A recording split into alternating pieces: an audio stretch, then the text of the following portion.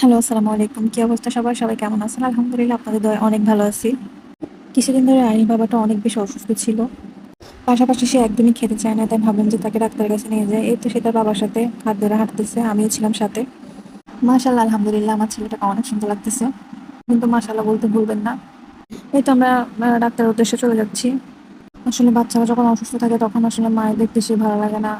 যারা মায়েরা আছেন তারাই আসলে ব্যাপারটা বুঝবেন। এই তো এখানে আমরা সিএনজিতে করে চলে যাবো এখন ডাক্তারের কাছে।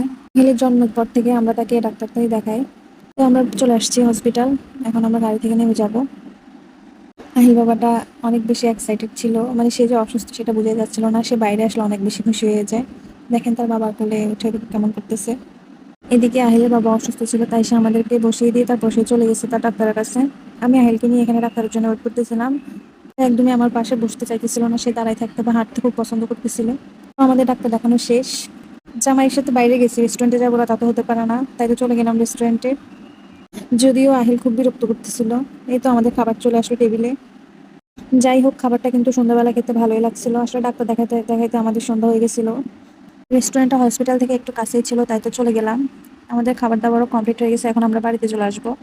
এই তো গাড়িতে উঠে গেলাম। ভিডিওটি ভালো লাগলে সবাই লাইক, কমেন্টস এবং শেয়ার করে দিবেন। আমার পেজটিতে ফলো করে দিবেন। ধন্যবাদ, ভালো থাকবেন সবাই।